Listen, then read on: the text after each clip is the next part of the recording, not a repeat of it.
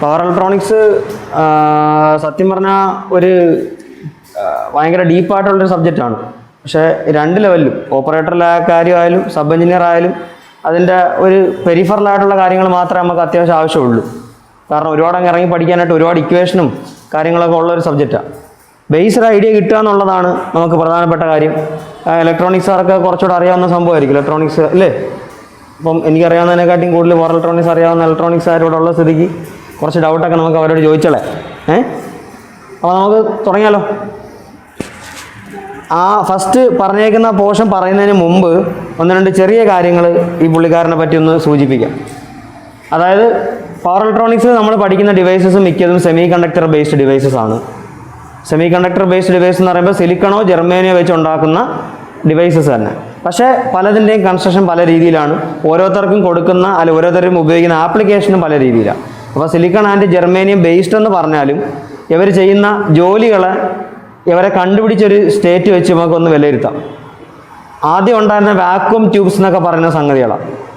അത് power electronic circuit അല്ല, semi conductor ഡിവൈസിൻ്റെ കുറച്ചുകൂടെ പ്രിമിറ്റീവ് ആയിട്ടുള്ള സാധനം വാക്വം ട്യൂബ്സ് എന്ന് പറയുന്ന ആൾക്കാരാണ്. കണ്ടക്ഷൻ നമുക്ക് കൺട്രോൾ ചെയ്യാൻ പറ്റണം എന്നുള്ളതായിരുന്നു സെമി കണ്ടക്ടറിലെ നമ്മുടെ പ്രശ്നം. അതായത് ആവശ്യമുള്ളപ്പോൾ കണ്ടക്ട് ചെയ്യുക, ആവശ്യമില്ലാത്തപ്പോൾ കണ്ടക്ട് ചെയ്യാതിരിക്കുക, ഇതായിരുന്നു. അപ്പോൾ അങ്ങനെയുള്ള നോർമൽ ഡിവൈസസിനെ നമ്മൾ അനലോഗ് ഇലക്ട്രോണിക്സിൻ്റെ കീഴിലാണ് പഠിച്ചത്. പവർ ഇലക്ട്രോണിക്സ് അല്ല, അനലോഗ് ഇലക്ട്രോണിക്സ്. ഓക്കെ ആണ്. അതായത് കണ്ടിന്യൂസ് ആയിട്ടുള്ള വേവ് ഫോമുകളിൽ ഡീൽ ചെയ്യാൻ പറ്റുന്ന സെമി കണ്ടക്ടർ ഡിവൈസസ്. അതിനുശേഷമാണ് പവർ ഇലക്ട്രോണിക്സ് എന്ന് പറഞ്ഞ ശാഖ കുറച്ചും കൂടെ ഡെവലപ്പായി വന്നത്. അത് കുറച്ചും കൂടെ ഡെവലപ്പായി വന്നതിന് ശേഷം ഇലക്ട്രിക്കൽ എഞ്ചിനീയറിങ്ങിനകത്തോട്ട് അത് നല്ല രീതിയിൽ വന്നിട്ടുണ്ട്. ഫാന്, മോട്ടർ, അത് കണക്കത്തുള്ള എല്ലാ സാധനങ്ങളുടെയും കൺട്രോൾ, പവർ സിസ്റ്റങ്ങൾക്കകത്ത് ഉപയോഗിക്കുന്ന കൺട്രോൾ മെക്കാനിസങ്ങൾ, ഇതെല്ലാം ചെയ്യാനായിട്ടുള്ളൊരു വഴിയായിരുന്നു പവർ ഇലക്ട്രോണിക്സ്. എന്താണ് അനലോഗ് ഇലക്ട്രോണിക്സ് അല്ലെങ്കിൽ സാധാരണ ഇലക്ട്രോണിക് സർക്യൂട്ടുകളും പവർ ഇലക്ട്രോണിക് സർക്യൂട്ടുകളും തമ്മിലുള്ള വ്യത്യാസം ആ പേരിനകത്ത് തന്നെ എഴുതി വെച്ചിട്ടുണ്ട്. ഇലക്ട്രോണിക്സിന് മുമ്പ് പറയുന്ന ആ വാക്ക് തന്നെയാണ് വ്യത്യാസം. എന്തുവാണ്? പവർ. പവർ കൂടിയ ഇലക്ട്രോണിക് ഡിവൈസസിനെയാണ് ഏത് ക്ലാസിഫിക്കേഷനിൽ പെടുത്തുക? Power electronic devices. പവർ കൂടിയ ഡിവൈസസ് എന്ന് പറയുമ്പം അത് ഉപയോഗിക്കുന്ന പവർ റേഞ്ചിനെക്കാട്ടിയും കൂടുതൽ നമ്മൾ മനസ്സിലാക്കേണ്ടത് അത് വലിയ കറണ്ട് റേറ്റിങ്ങുകളിൽ ഉപയോഗിക്കപ്പെടുന്നു എന്നുള്ളതാണ്. ഓക്കെയാണ്. പവർ കൂടുക എന്ന് പറഞ്ഞാൽ കൂടുതൽ ലോഡിനെ സപ്ലൈ ചെയ്യാമെന്ന് ഉദ്ദേശിക്കുന്നത്. അപ്പോൾ കറണ്ട് റേറ്റിംഗ് കുറച്ച് കൂടുതലാണ്. ഇനി ഇത്തരം ഡിവൈസുകൾക്ക് ഒരു ഡിവൈസ് ഇപ്പം നമുക്കൊരു ചെറിയ കേക്ക് ഉണ്ടാക്കാൻ പറ്റുമെങ്കിൽ നമുക്കൊരു വലിയ കേക്ക് ഉണ്ടാക്കാൻ പറ്റും, ശരിയല്ലേ? അപ്പോൾ അങ്ങനെയാണെങ്കിൽ ഒരു ചെറിയ ഡയോഡ് ഉണ്ടാക്കാൻ പറ്റുമെങ്കിൽ നമുക്ക് കുറച്ചുകൂടെ വലിയൊരു ഡയോഡ് ഉണ്ടാക്കാൻ പറ്റും. ആ ഒരു കൺസെപ്റ്റ് തീരത്തില്ല ഇലക്ട്രോണിക്സും പവർ ഇലക്ട്രോണിക്സും തമ്മിലുള്ള വ്യത്യാസം. കാരണം ഈ പറയുന്ന ഡിവൈസസ് 90% തെർമൽ സ്റ്റെബിലിറ്റി ഇല്ലാത്തവന്മാരാണ്. എന്തോ ഇല്ല? തെർമൽ സ്റ്റെബിലിറ്റി ഇല്ല. എന്താണ് തെർമൽ സ്റ്റെബിലിറ്റി എന്ന് ചോദിച്ചാൽ ടെമ്പറേച്ചറിനെ ഡീൽ ചെയ്യാൻ ഇവർക്ക് വലിയ പിടിയില്ല. ടെമ്പറേച്ചറിനെ ഡീൽ ചെയ്യുന്നതിൽ ഈ പറയുന്ന ഒരു 90% ഡിവൈസസ് ഒരു പരാജയമാണ്. ഹീറ്റിനെ മാനേജ് ചെയ്യാൻ പറ്റുന്നില്ല. ടെമ്പറേച്ചർ കൂടുമ്പോൾ അതനുസരിച്ച് കറണ്ടിന് വ്യത്യാസം വരുന്നു, അതനുസരിച്ച് തിരിച്ചും അങ്ങോട്ടും ഇങ്ങോട്ടും ഒക്കെ വ്യത്യാസം വരുന്നു. ഇങ്ങനെയുള്ള പ്രശ്നങ്ങളുണ്ട്. അപ്പോൾ ഇവരെയൊക്കെ പരിഹരിക്കാനും കൂടെയാണ് പവർ കൂടിയ സർക്യൂട്ട്സിൽ ഉപയോഗിക്കാൻ എന്നുള്ള രീതിയിൽ കുറച്ചും കൂടെ ടെക്നോളജി വളർന്നപ്പോൾ നമ്മൾ പവർ ഇലക്ട്രോണിക്സ് എന്ന് പറഞ്ഞ ശാഖ തുടങ്ങിയത്. നമ്മൾ പഠിക്കുന്ന ഇപ്പം ഈ സിലബസിനകത്തുള്ള പവർ ഇലക്ട്രോണിക് സർക്യൂട്ട്സിൽ ഏറ്റവും പ്രധാനപ്പെട്ട ഒരു കുടുംബ പേരെന്ന് പറഞ്ഞാൽ ട്രാൻസിസ്റ്റർ എന്നുള്ള കുടുംബ പേരാണ്. ഓക്കെയാണ്. നമ്മുടെയൊക്കെ ഒരുപാട് തലമുറ മുന്നേ തൊട്ടേ ട്രാൻസിസ്റ്റർ ഈ നാട്ടിലുണ്ട്. ട്രാൻസിസ്റ്റർ റേഡിയോ ഉള്ള കാലം തൊട്ട് വലിയ വലിയ ട്രാൻസിസ്റ്റേഴ്സ് ഉപയോഗിക്കപ്പെടുന്നുണ്ട്. ഇപ്പോൾ അതിൻ്റെയൊക്കെ സൈസ് കുറഞ്ഞ് കുഞ്ഞി പരുവത്തിലായി. എന്നാൽ പഴയതിനേക്കാൾ കുറച്ചും കൂടെ എഫക്റ്റീവായി ടെമ്പറേച്ചറിനെ ഡീൽ ചെയ്യാൻ ഇപ്പോഴത്തെ ട്രാൻസിസ്റ്റേഴ്സിന് പറ്റും. എന്നാലും ടെമ്പറേച്ചർ സ്റ്റെബിലിറ്റി ഇപ്പോഴും ഒരു പ്രശ്നം തന്നെയാണ്. ഹീറ്റിനെ എന്ത് ചെയ്യും എന്നുള്ളത് ഇപ്പോഴും ഒരു പ്രശ്നം തന്നെയാണ്. ഇപ്പോൾ ഒരു മോട്ടർ ഉപയോഗിക്കുന്നു അല്ലെങ്കിൽ വലിയൊരു ജനറേറ്റർ ഉപയോഗിക്കുന്നു, കൂളിംഗ് നടത്താം ഇല്ലേ? കൂളിങ്ങിന് അതിൻ്റേതായ മെത്തേഡ്സ് ഉപയോഗിക്കാം. അത് അത്രയും വലിയൊരു സംഗതിയാണ്. അതിനകത്ത് കൂൾ ചെയ്യാനൊരു സംഭവം കൂടെ വെക്കുന്നത് ആ മെഷീൻ്റെ സൈസ് പിന്നെ ഒരുപാട് വലുതാകത്തൊന്നുമില്ല. പക്ഷേ ഒരു പവർ ഇലക്ട്രോണിക് സർക്യൂട്ടറി എന്ന് പറയുന്നത് വളരെ കോമ്പാക്റ്റ് ആയിട്ടുള്ളൊരു കുഞ്ഞ് സർക്യൂട്ടാണ്. അതിനകത്ത് ഹീറ്റിനെ എങ്ങനെയെങ്കിലും അതിനകത്ത് നിന്ന് ഒഴിവാക്കി കളയാൻ വേണ്ടി ഒരു വലിയ സംഗതിയും കൂടെ വെച്ച് കഴിഞ്ഞാൽ സർക്യൂട്ട് വലുതായി പോകും അല്ലേ? ഇപ്പം നമ്മുടെ ഫോൺ തന്നെ ഏറ്റവും ചെറുതായിരിക്കണമെന്നാണ് നമ്മൾ ആഗ്രഹിക്കുന്നത്. ഏറ്റവും സ്ലിം ആയിരിക്കണം, ഏറ്റവും ചെറുതായിരിക്കണം. ഇപ്പോഴത്തെ ഫോണുകൾ വലുതാവുന്നതിൻ്റെ റീസൺ നമുക്ക് വലിയ സ്ക്രീൻ സ്പേസ് വേണ്ടതുകൊണ്ടാണ്, ശരിയല്ലേ? അതല്ലെങ്കിൽ ഫോൺ ഏറ്റവും സ്ലിം ആയിരിക്കണം, ഏറ്റവും ചെറുതായിരിക്കണം എന്നാണ്. അതുപോലെ പവർ ഇലക്ട്രോണിക് സർക്യൂട്ടറിയുടെ രണ്ട് കൺസിഡറേഷൻസ്, ഒന്ന് എക്കണോമിക് ആയിരിക്കണം, രണ്ട് കോമ്പാക്റ്റ് ആയിരിക്കണം. എന്തൊക്കെയാണ്? എക്കണോമിക് ആയിരിക്കണം, കോമ്പാക്റ്റ് ആയിരിക്കണം. എക്കണോമിക് എന്ന് പറഞ്ഞാൽ നമ്മുടെ ആവശ്യം ഒരു പ്രത്യേക സാമ്പത്തിക അവസ്ഥയിൽ പുറത്ത് പോകുന്ന സർക്യൂട്ടുകൾ വെച്ച് ചെയ്യരുത്. ഒരുപാട് കാശ് ചിലവാകരുത്. നമ്മുടെ ആവശ്യം മിനിമം ആയിരിക്കും. അപ്പം മിനിമം കാശിന് ചെയ്തെടുക്കാൻ പറ്റണം. ഒരേ സർക്യൂട്ട് തന്നെ പല രീതിയിൽ ചെയ്യാൻ പറ്റും, പല കമ്പോണൻസ് വെച്ച്. അതിലേറ്റവും കാശ് കുറഞ്ഞ മെത്തേഡാണ്, എന്നാൽ എഫിഷ്യൻസി കുറയാത്ത മെത്തേഡാണ് ഏറ്റവും ബെസ്റ്റ് സൊല്യൂഷൻ. ഓക്കെ ആണ്. രണ്ട്, ഈ സർക്യൂട്ട് കോമ്പാക്റ്റ് ആയിരിക്കണം, ചെറുതായിരിക്കണം. ഈ രണ്ട് കാര്യങ്ങളും ഉണ്ട്. ഓക്കെ. അപ്പോൾ ഈ ട്രാൻസിസ്റ്റർ എന്ന് പറഞ്ഞ ആൾ എന്താ ചെയ്യുന്നതെന്ന് പറഞ്ഞിട്ട് നമുക്ക് അങ്ങ് തുടങ്ങാം. കാരണം നമ്മുടെ സിലബസിൽ ഈ മോഡ്യൂളിൽ പറഞ്ഞേക്കുന്ന പകുതി മുക്കാൽ ആൾക്കാരും ട്രാൻസിസ്റ്ററുമായിട്ട് ബന്ധപ്പെട്ട ആൾക്കാരാണ്, അല്ലെങ്കിൽ പകുതി മുക്കാൽ ആൾക്കാരും ട്രാൻസിസ്റ്റേഴ്സാണ്. What is a transistor? രണ്ട് വാക്കുകളുടെ കോമ്പിനേഷനാണ് ട്രാൻസിസ്റ്റർ എന്ന് നിങ്ങൾ കേട്ടിട്ടുണ്ടായിരിക്കും. ആരുടെയൊക്കെ കോമ്പിനേഷനാണ്? റെസിസ്റ്റൻസിൻ്റെയും. ട്രാൻസ് പ്ലസ് റെസിസ്റ്റർ ആണ് ട്രാൻസിസ്റ്റർ. ട്രാൻസ് എന്ന് പറഞ്ഞ വാക്കിനെ പറ്റി നമ്മൾ നേരത്തെ സംസാരിച്ചിട്ടുണ്ട്. ട്രാൻസ്ഫോമർ എന്നുള്ള കാര്യം പറഞ്ഞപ്പോൾ നമ്മൾ ട്രാൻസ് എന്നുള്ള വാക്കിൻ്റെ അർത്ഥം പറഞ്ഞായിരുന്നു. ട്രാൻസ് എന്ന് പറഞ്ഞാൽ എന്താണ്? ചേഞ്ച് എന്നാണ്, മാറ്റം എന്നാണ്. അപ്പോൾ ആർക്കുള്ള മാറ്റം? റെസിസ്റ്റൻസിനുള്ള മാറ്റം അല്ലേ? റെസിസ്റ്റൻസ് മാറിക്കോട്ടെ, നമുക്കെന്താ, പക്ഷെ ആ മാറ്റം കൺട്രോൾ ചെയ്യാൻ പറ്റണം. ഓക്കെ ആണ്. അതായത് ഒരാൾക്ക് ഭയങ്കര വലിയ റെസിസ്റ്റൻസ് ആണ്, അപ്പോൾ അയാൾ എന്ത് ചെയ്യത്തില്ല, കറണ്ട് കൊടുത്താലും വളരെ വലിയൊരു റെസിസ്റ്റൻസിന് അല്ലെങ്കിൽ രണ്ട് പോയിന്റിനിടയ്ക്കുള്ള റെസിസ്റ്റൻസ് വളരെ വലുതാണ്, അപ്പോൾ കറണ്ട് കൂടുതലായിരിക്കുമോ കുറവായിരിക്കുമോ? കുറവായിരിക്കും. അതേസമയം രണ്ട് പോയിന്റിനിടയ്ക്കുള്ള റെസിസ്റ്റൻസ് വളരെ ചെറുതാണ്, അപ്പോൾ കറണ്ട് കൂടുതലായിരിക്കും. അപ്പോൾ ഈ റെസിസ്റ്റൻസ് എന്ന് പറഞ്ഞ ഈ പുള്ളിക്കാരനെ മാത്രം കൺട്രോൾ ചെയ്ത് കറണ്ട് ഫ്ലോയെ നമുക്ക് കൂട്ടാനോ കുറയ്ക്കാനോ പറ്റും എന്ന് നമുക്ക് മനസ്സിലായി. ഓക്കെ ആണ്. വളരെ വലിയ റെസിസ്റ്റൻസ് എന്ന് പറഞ്ഞാൽ കറണ്ട് കടന്നു പോകാൻ വളരെ പാടായിരിക്കും. അതിനെ കറണ്ട് സീറോ കണ്ടീഷൻ എന്ന് വേണമെങ്കിൽ വിളിക്കാം, ഐഡിയലി വിളിക്കാം, ശരിയല്ലേ? അപ്പം നിങ്ങളൊരു സ്വിച്ച് ഓൺ ചെയ്യുന്ന പോലെ ഓഫ് ചെയ്യുന്ന പോലെയാണ്. Resistance is very high, that means current is zero. Switch is, ഒരു സർക്യൂട്ടിലൂടെ കറണ്ട് ഫ്ലോ ചെയ്യുന്നില്ലെങ്കിൽ നിങ്ങൾ സ്വിച്ചിൻ്റെ കണ്ടീഷനെ ഓഫ് എന്നാണ് പറയുക. എന്തുകൊണ്ട് കറണ്ട് ഫ്ലോ ചെയ്തില്ല? സ്വിച്ച് ഓഫാണ്. ഈ സ്വിച്ച് ഓഫ് എന്ന് പറയുമ്പോൾ എന്ത് പറ്റിയേ? ആ രണ്ട് പോയിന്റിനിടയ്ക്ക് എന്ത് പറ്റി? സപ്ലൈ ഇല്ലാത്തതല്ല, സപ്ലൈ ഫേസ് വരെ വന്ന് ഇപ്പോൾ ഉണ്ടായിരുന്നു, അത് എവിടെ എത്തിയില്ല? ന്യൂട്രൽ പോയിന്റ് എത്തിയില്ല. എന്തുകൊണ്ട് എത്തിയില്ല എന്ന് ചോദിച്ചാൽ അവർ തമ്മിൽ എന്തില്ലായിരുന്നു? കണക്ഷൻ ഇല്ലായിരുന്നു. എന്ന് പറഞ്ഞാൽ അവരുടെ ഇടയ്ക്കുള്ള റെസിസ്റ്റൻസ് വളരെ വലുതായിരുന്നു. സീറോ ആണെങ്കിൽ എളുപ്പത്തിൽ കറണ്ടിങ് വരും. രണ്ട് പോയിന്റിനിടയ്ക്കുള്ള റെസിസ്റ്റൻസ് വളരെ വലുതായിരിക്കുമ്പോഴാണ് കറണ്ട് ഫ്ലോ ചെയ്യാത്തത്. ഓക്കെ ആണ്. അപ്പോൾ ട്രാൻസിസ്റ്റർ കണ്ടക്ട് ചെയ്യുന്നില്ല എന്ന് പറഞ്ഞാൽ ആ കണ്ടീഷനെ എന്ത് വിളിക്കാം? സ്വിച്ച് ഓഫ് എന്നുള്ള കണ്ടീഷന് തുല്യമാണ്. ട്രാൻസിസ്റ്ററിൽ നമ്മൾ സ്വിച്ച് ഓഫ് എന്ന് പറയത്തില്ല, പകരം കട്ട് ഓഫ് എന്ന് പറയും. എന്താ പറയും? Cut off.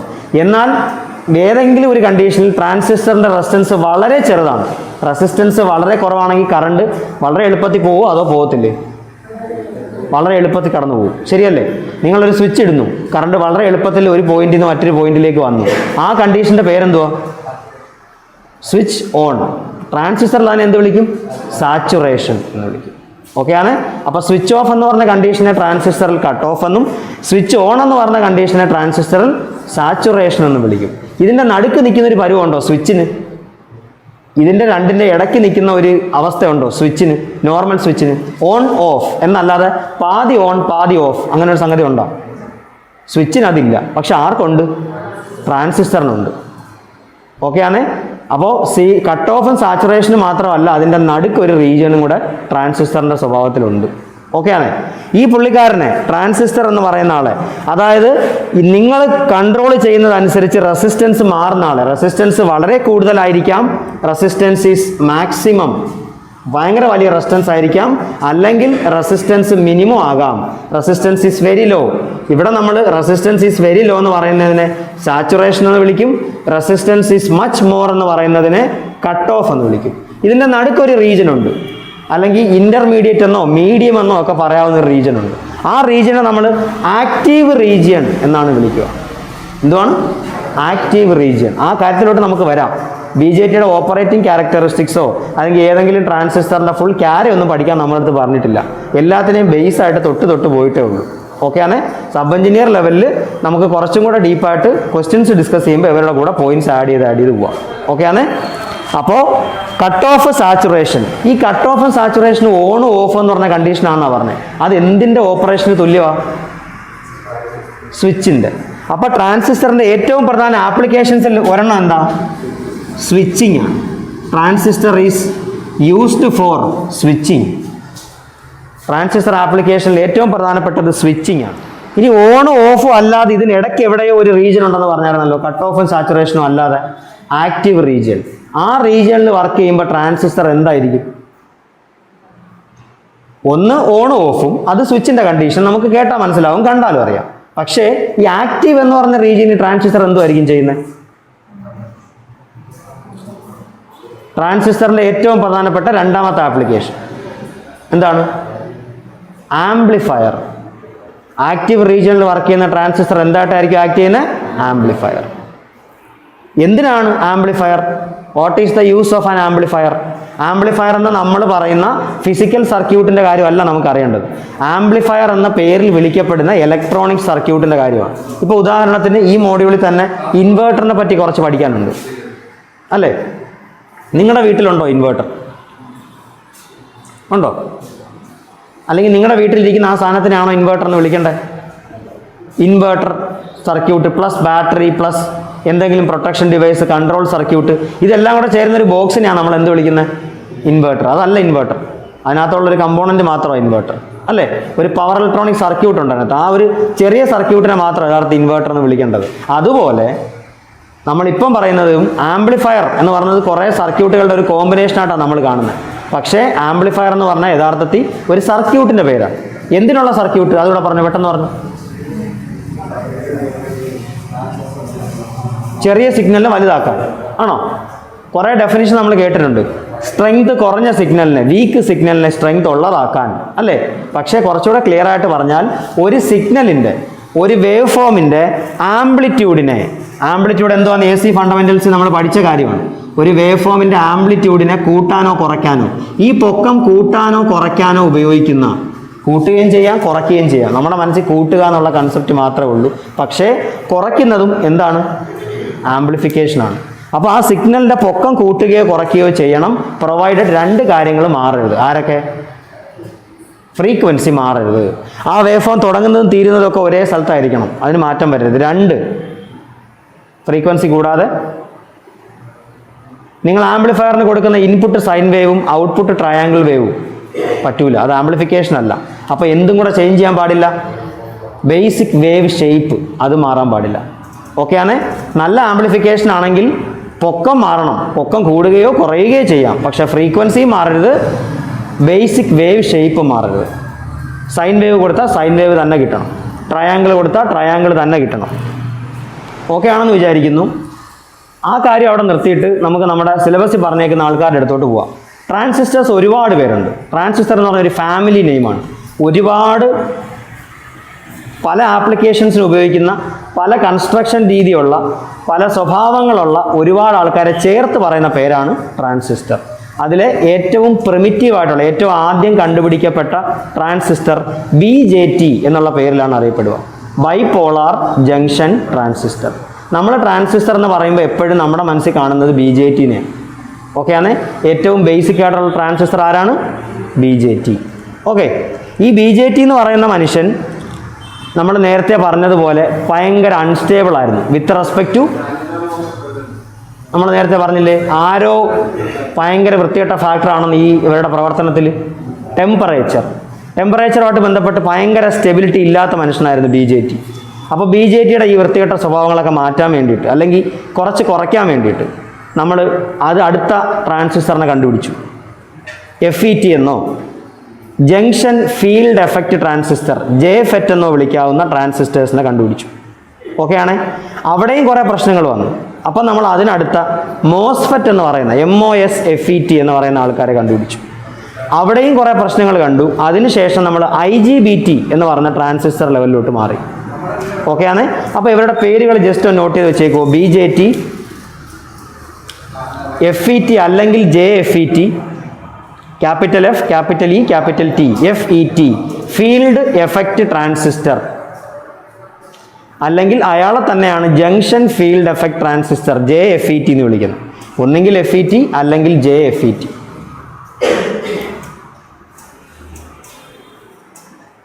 അതിനുശേഷം MOSFET, MOSFET. അവസാനത്തെ 3 വാക്കുകൾ നിങ്ങൾക്ക് അറിയാം. Field effect transistor, MOS, metal oxide semi conductor, metal oxide semi conductor. അതിനുശേഷം IGBT,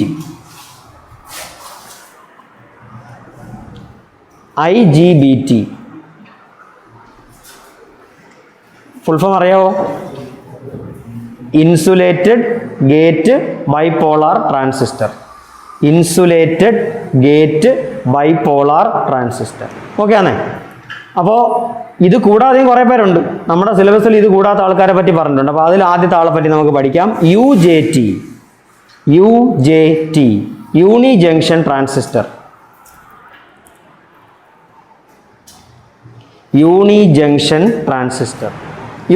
ട്രാൻസിസ്റ്റർ ബേസിക്കലി ചെയ്യുന്ന ജോലി ട്രാൻസിസ്റ്റർ ആപ്ലിക്കേഷനാണ്. ഒന്നുകിൽ ആംപ്ലിഫിക്കേഷൻ അല്ലെങ്കിൽ സ്വിച്ചിങ് ഒക്കെയാണ്. പക്ഷേ UJTക്ക് നമ്മളല്ലാതെ പഠിക്കേണ്ട കുറച്ച് ആപ്ലിക്കേഷൻസും കൂടെ ഉണ്ട്. UJT can be used as an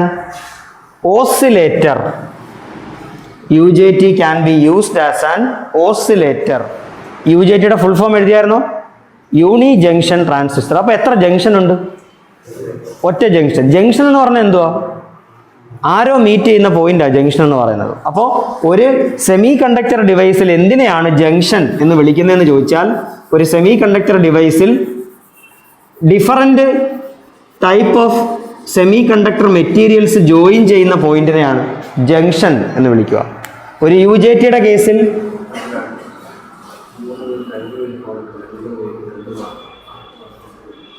ഒരു N ടൈപ്പ് സെമി കണ്ടക്ടറും ഒരു P ടൈപ്പ് സെമി കണ്ടക്ടറും തമ്മിൽ ജോയിൻ ചെയ്യുന്ന ആ പോയിന്റിനെയാണ്, അല്ലെങ്കിൽ ആ ഏരിയനെയാണ് ജംഗ്ഷൻ എന്നുള്ള പേരിൽ വിളിക്കുക. ഓക്കെ ആണ്? N ടൈപ്പ് സെമി കണ്ടക്ടർ എന്ന് പറഞ്ഞാൽ എന്താ? ആരുടെ എണ്ണമാണ് കൂടുതൽ? N ഫോർ നെഗറ്റീവ് ചാർജ് പാർട്ടിക്കിൾസിൻ്റെ, ഇലക്ട്രോൺസിൻ്റെ എണ്ണമായിരിക്കും അതിനകത്ത് കൂടുതൽ. കണ്ടക്ഷൻ ചെയ്യുന്നത് ആര് മൂലമായിരിക്കും? ഇലക്ട്രോൺസ് മൂലമായിരിക്കും. ഓക്കെ ആണേ? ഡൺ. എന്താണ് അതിന് കാരണമെന്ന് ചോദിച്ചാൽ, ഈ മെറ്റീരിയൽ എല്ലാം ബേസിക്കലി സിലിക്കണാണ്. ആ ഒരു കാര്യം കൂടെ ജസ്റ്റ് പറഞ്ഞിട്ട് മുമ്പോട്ട് പോവാം. സിലിക്കണിൻ്റെ ഔട്ട്പുട്ട് ഷെല്ലിൽ 4 ഇലക്ട്രോൺസാണ് ഉള്ളത്. സ്റ്റേബിൾ ആവണമെങ്കിൽ 8 ഇലക്ട്രോൺ വേണം. എത്രൻ്റെ കുറവ്? 4ൻ്റെ കുറവ്. ഓക്കെ ആണേ? അപ്പോൾ എന്ത് ചെയ്യും? സിലിക്കൺ എന്ത് ചെയ്യും?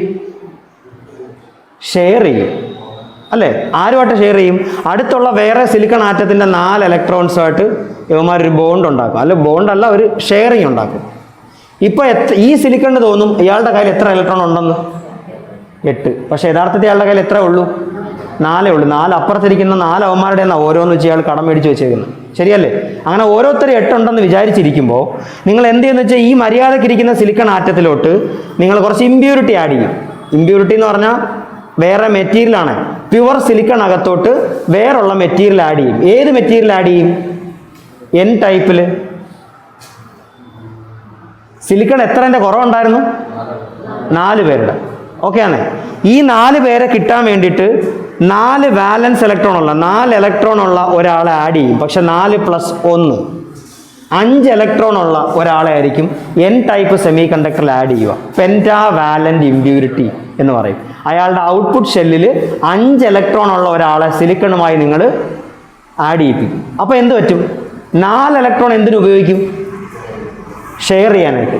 1 ഇലക്ട്രോൺ അധികം. ശരിയല്ലേ? സിലിക്കൺ എത്ര എണ്ണം മതിയായിരുന്നു? 4 പേര് മതിയായിരുന്നു അയാളുടെ നോർമൽ സ്റ്റേറ്റിൽ എത്താനായിട്ട്. ആ 4 പേരെ നിങ്ങൾ ഈ ആഡ് ചെയ്ത പെൻറ്റാ വാലന്റ്, പെൻറ്റാ എന്ന് പറഞ്ഞാൽ 5 എന്നാണ്. ആൻറ്റിമണി, ബിസ്മത്ത്, ആർസനിക്, ഇവരൊക്കെ പെൻറ്റാ വാലന്റ് ആൾക്കാരാണ്. ഇവരെ ആരെങ്കിലും ആഡ് ചെയ്താൽ 5 ഇലക്ട്രോൺ കിട്ടും സിലിക്കണിന്. 4 ഇലക്ട്രോൺ വെച്ച് അയാൾ ബോണ്ട് ഉണ്ടാക്കും, അല്ലെങ്കിൽ സ്റ്റേബിൾ സ്റ്റേറ്റിലാവും. 1 ഇലക്ട്രോൺ അധികം. അങ്ങനെ നിങ്ങൾ ആഡ് ചെയ്യുന്ന ഒരു ആർസണൽ ആറ്റത്തിന് എത്ര ഇലക്ട്രോൺ അധികം? ഒരെണ്ണം. 10 ആർസനിക് ആറ്റം ആഡ് ചെയ്താലോ 10 എണ്ണം. 20 ആഡ് ചെയ്താലോ 20. അങ്ങനെ എത്ര ആറ്റംസ് ആഡ് ചെയ്യുന്നോ അത്രയും ഇലക്ട്രോൺസ് കൂടിക്കൊണ്ടേയിരിക്കും. ഈ ഇലക്ട്രോൺസ് ഈ ബോണ്ടിലൊന്നും പെടുന്നവരല്ല, അവരിവിടെ വെറുതെ നിൽക്കുന്നവരാണ്. വെറുതെ നിൽക്കുന്ന ഇലക്ട്രോണിനെ ഇംഗ്ലീഷ് മീഡിയത്തിൽ എന്ത് വിളിക്കും? Free electron.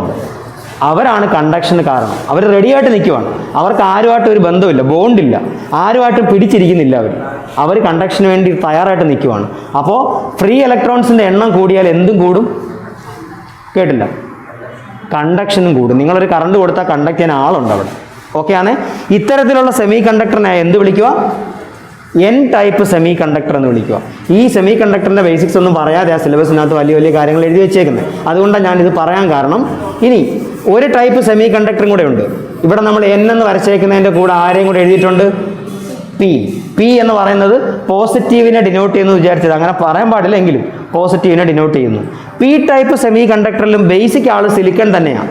സിലിക്കൺ ഇപ്പോഴും എത്ര ഇലക്ട്രോണിൻ്റെ കുറവുണ്ട്? 4 ഇലക്ട്രോണിൻ്റെ കുറവുണ്ട്. ഈ 4 ഇലക്ട്രോൺ ആരുടെങ്കിലും കിട്ടുമോ എന്ന് നോക്കി നിൽക്കുമ്പോൾ പി ടൈപ്പ് സെമി കണ്ടക്ടറിൽ നമ്മൾ ആഡ് ചെയ്യുന്ന ഇമ്പ്യൂരിറ്റി ട്രൈ വാലൻ്റ് ആയിരിക്കും. ട്രൈ എന്ന് പറഞ്ഞാൽ എത്ര? 3. ഓക്കെ ആണ്. Try valent impurity, indium, gallium ഇങ്ങനെയുള്ള എലമെൻസിനെയാണ് നമ്മൾ ആഡ് ചെയ്യുന്നത്. ഇങ്ങനെ ആഡ് ചെയ്യുമ്പോഴത്തേക്ക് സിലിക്കൺ എത്ര ഇലക്ട്രോണിനെ കിട്ടും? 3 ഇലക്ട്രോണിനെ. ഇവിടെ എന്ത് ചെയ്യും?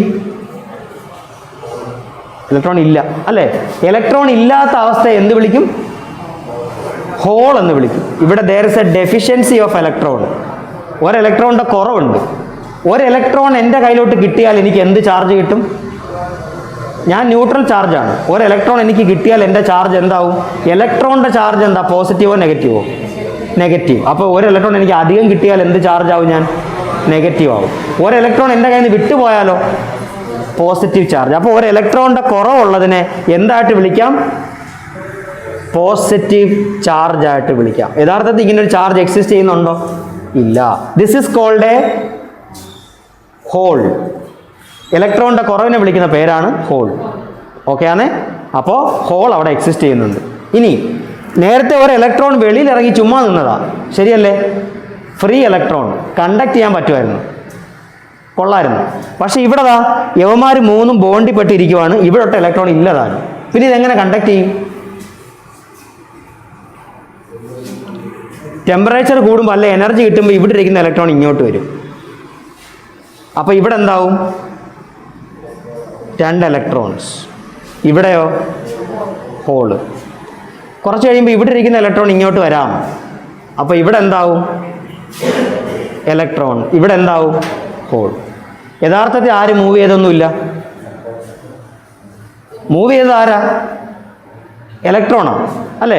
ഇലക്ട്രോൺ ഇറങ്ങി ഇവിടുന്ന് ഇവിടെ വന്നിരുന്നു, ഇവിടുന്ന് ഇവിടെ വന്നിരുന്നു. നേരത്തെ ഇവിടെ കിടന്ന ഹോൾ ഇപ്പോൾ എവിടെ ആയി? ഇവിടെ. അപ്പോൾ നമ്മൾ എന്ത് മൂവ് ചെയ്തെന്ന് പറയും? ഹോള് മൂവ് ചെയ്തെന്ന് പറയും. പക്ഷെ മൂവ് ചെയ്യൂ? ഇല്ല. മൂവ്മെൻ്റ് ആര് കൊണ്ട് തന്നെ? ഇലക്ട്രോൺ കൊണ്ട് തന്നെയാണ്. പക്ഷേ ഇൻ എഫക്റ്റ് നമ്മൾ എന്ത് പറയും? The movement is due to holes എന്ന് പറയും. ചുമ്മാ ഒരു ജാടയ്ക്ക് പറയുന്നതാ, ഹോൾ മൂവ് ചെയ്യത്തൊന്നുമില്ല. ഓക്കെ ആണ്. ശരി. അപ്പോൾ ഇതാണ് എൻ ടൈപ്പും പി ടൈപ്പും സെമി കണ്ടക്ടർ. അപ്പോൾ നമ്മുടെ UJT-യിൽ there is a single junction. ഒരു എൻ ടൈപ്പ് സെമി കണ്ടക്ടറിൻ്റെ സ്ട്രിപ്പിലോട്ട് ഒരു പി ടൈപ്പ് സെമി കണ്ടക്ടർ ഇങ്ങനെ ജോയിൻ ചെയ്യിപ്പിച്ച് ഉണ്ടാക്കുന്ന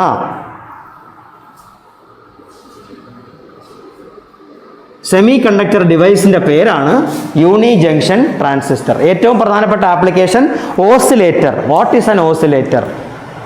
എന്തിന് ഉപയോഗിക്കുന്ന സർക്യൂട്ടാണ് ഓസിലേറ്റർ? അതും കൂടെ നമ്മളൊന്ന് പഠിക്കും. ഈ 2 ടെർമിനൽസിൻ്റെ പേര് B1 B2. UJT-യുടെ 3 ടെർമിനൽസിൻ്റെ പേരാണ് നമ്മൾ വരയ്ക്കാൻ പോകുന്നത്. B1 B2 and E emitter. Emitter and B1 B2. Base 1 base 2. ഇതിനെ ഡിനോട്ട് ചെയ്യുന്ന സിമ്പിൾ ഇങ്ങനെയായിരിക്കും. എമിറ്റർ 2 ബേസും. UJT-യുടെ സിമ്പിൾ പടം കാണിച്ച് ചിലപ്പോൾ അത് ചോദിക്കുക, അതുകൊണ്ടാണ് ഞാനത് വരച്ചത്. അപ്പോൾ എന്ത് ടൈപ്പ് മെറ്റീരിയൽസ് ഉണ്ട് UJT-യിൽ? എൻ ടൈപ്പ് റീജിയനും ഉണ്ട്, പി ടൈപ്പ് റീജിയനും ഉണ്ട്. പക്ഷെ ആരാ വലുത്? എൻ. എന്ന് മാത്രമല്ല, the N region is lightly doped. Doping എന്ന് പറഞ്ഞാൽ എന്താ? ഇമ്പ്യൂരിറ്റി ആഡ് ചെയ്യുന്ന പ്രോസസ്സിനെയാണ് ഡോപ്പിംഗ് എന്ന് പറയുന്നത്. ലൈറ്റ്ലി ഡോപ്ഡ് എന്ന് പറഞ്ഞാൽ ഇച്ചിരി ഇമ്പ്യൂരിറ്റി ആഡ് ചെയ്തിട്ടുള്ളൂ എന്നാണ്. ലൈറ്റ്ലി ഡോപ്ഡ് എന്ന് പറഞ്ഞാൽ എഴുതുന്നതിന് മുമ്പ് ഒരു കാര്യം ചോദിച്ചോട്ടെ, N region is lightly doped എന്നാണ് പറഞ്ഞത്. എൻ റീജിയൻ നെഗറ്റീവ് അല്ലേ? എൻ റീജിയനിൽ നിങ്ങൾ സാധാരണ എന്ത് ഇമ്പ്യൂരിറ്റി ആഡ് ചെയ്യുന്നത്? ഏത് വാലൻസി ഉള്ള ഇമ്പ്യൂരിറ്റി ആഡ് ചെയ്യുന്നത്? പെൻറ്റാവാലൻ്റ്, ആഴ്സനിക്കോ ആൻറ്റിമണിയോ ഒക്കെ ആഡ് ചെയ്യുന്നത്. അവരുടെ അങ്ങനെ ആഡ് ചെയ്യുന്ന ആൾക്കാരുടെ എണ്ണം കൂടുതലാണെന്നാണോ പറഞ്ഞേക്കുന്നത്, കുറവാണെന്നാണോ പറഞ്ഞേക്കുന്നത്? ലൈറ്റ്ലി ഡോപ്ഡ് എന്ന് പറഞ്ഞാൽ ഇച്ചിരി ഇമ്പ്യൂരിറ്റി ആഡ് ചെയ്തിട്ടുള്ളൂ എന്നാണ് അല്ലേ? അപ്പോൾ ഈ ഏരിയയിലുള്ള ഇലക്ട്രോൺസിൻ്റെ എണ്ണം കൂടുതലാണോ കുറവാണോ? ലൈറ്റ്ലി ഡോപ്ഡ് എന്ന് പറഞ്ഞാൽ ഇച്ചിരി ഇമ്പ്യൂരിറ്റി ആഡ് ചെയ്തിട്ടുള്ളൂ. കുറച്ച് ഇമ്പ്യൂരിറ്റി ആഡ് ചെയ്താൽ എത്ര ഇലക്ട്രോൺസേ ഉണ്ടാകത്തുള്ളൂ? എത്ര ആറ്റം കൂടുതൽ ആഡ് ചെയ്യുന്നോ അത്ര ഇലക്ട്രോൺസ് ഉണ്ടാവും. വളരെ കുറച്ച് ഇമ്പ്യൂരിറ്റി ആഡ് ചെയ്തോളെങ്കിൽ വളരെ കുറച്ച് ഇലക്ട്രോൺസേ കാണത്തുള്ളൂ. അപ്പോൾ ഈ എൻ റീജിയൻ ലൈറ്റ്ലി ഡോപ്ഡ് എന്ന് പറഞ്ഞാൽ number of electrons will be less. അങ്ങനെയാണെങ്കിൽ ഇത് PS ചോദിച്ചേക്കുന്ന ക്വസ്റ്റ്യനാ, what is the resistance between B1 and B2 terminals, അല്ലെങ്കിൽ what is the resistance existing between the 2 base terminals of a UJT? Low, high, zero, infinity. ഒന്ന് ആലോചിച്ച് നോക്കാം നമുക്ക്. ഈ രണ്ട് പോയിന്റ് തമ്മിലുള്ള റെസിസ്റ്റൻസ് വളരെ കുറവെന്ന് പറഞ്ഞാൽ കുറേ നമ്പർ ഓഫ് ഇലക്ട്രോൺസ് ഉണ്ടെങ്കിൽ കണ്ടക്ഷൻ പെട്ടെന്ന് നടക്കും അല്ലേ? അങ്ങനെയാണെങ്കിൽ വളരെ കുറച്ച് റെസിസ്റ്റൻസേ ഉള്ളൂ എന്ന് പറയാം. ഇവിടെയോ ഇലക്ട്രോൺസിൻ്റെ എണ്ണം മാത്രം നോക്കിയിട്ട് റെസിസ്റ്റൻസിനെ പറ്റി പറയാം. ഇലക്ട്രോൺസിൻ്റെ എണ്ണം കൂടുതലോ കുറവോ? N region is lightly doped. അപ്പോൾ ഇലക്ട്രോൺസിൻ്റെ എണ്ണം കുറവ്. ഇലക്ട്രോൺസിൻ്റെ എണ്ണം കുറവാണെങ്കിൽ കണ്ടക്ഷനും കുറവായിരിക്കും. കണ്ടക്ഷൻ കുറവാണെങ്കിൽ റെസിസ്റ്റൻസ് കൂടുതലായിരിക്കും. അപ്പോൾ resistance will be high. Infinity എന്നൊന്നും പറയാൻ പറ്റത്തില്ല. The resistance between the 2 base terminals will be high. Up to 10 kilo ohm വരെ ആവാം. Up to 10 kilo ohm, 10 kilo ohm വരെ റെസിസ്റ്റൻസ് ആകാം. ഒരു എൻ റീജിയൻ, ആ എൻ റീജിയനിൽ ചേർത്ത് വെച്ചേക്കുന്ന ഒരു P region. N region lightly doped, but the P region is heavily doped. UJTയുടെ കേസിൽ എൻ റീജിയൻ ലൈറ്റ്ലി ഡോപ്ഡ് ആണ്, but the P region is heavily doped. Heavily doped എന്ന് പറഞ്ഞാൽ ഇമ്പ്യൂരിറ്റി കൂടുതലോ കുറവോ? കൂടുതൽ. അപ്പോൾ പി റീജിയനിൽ നമ്പർ ഓഫ് പോസിറ്റീവ് പാർട്ടിക്കിൾസ് കൂടുതലോ കുറവോ? കൂടുതൽ. നിങ്ങൾ നേരത്തെ എഴുതിയായിരുന്നു resistance between B2 and B1 എന്ന്. Resistance between B2 and B1 വിളിക്കുന്ന പേര് RBBO എന്ന്. ഇൻഡിക്കേഷനാണ്. എന്താണ് ആ റെസിസ്റ്റൻസിനെ വിളിക്കുന്നുള്ള നൊട്ടേഷനാണ് RBBO. ഇതുമായിട്ട് ബന്ധപ്പെട്ട 1-2 ചെറിയ കാര്യങ്ങളും കൂടെ പറയാം. Equivalent circuit of a UJT. നമ്മൾ നേരത്തെ വരച്ചത് സിമ്പിളാണ്. ഇനി UJTയുടെ ഇക്വലന്റ് സർക്യൂട്ട്. ഇക്വലന്റ് സർക്യൂട്ട് വരയ്ക്കുകയോ കാണാതെ പഠിക്കുകയോ ഒന്നും വേണ്ട. ഈ ഇക്വലന്റ് സർക്യൂട്ട് ഞാൻ വരയ്ക്കാൻ കാരണം ഇനി 2 കുഞ്ഞ് ഇക്വേഷൻസ് എഴുതാനുണ്ട്. അത് കാണാതെ പഠിക്കേണ്ടതാണ്. ആ ഇക്വേഷൻ എങ്ങനെ വന്നു എന്ന് അറിയാൻ വേണ്ടി മാത്രമാണ് ഞാൻ ഈ പടം വരയ്ക്കുന്നത്. അല്ലാതെ ഈ പടം കാണാതെ പഠിച്ചിട്ട് പ്രത്യേകിച്ച് കാര്യമൊന്നുമില്ല.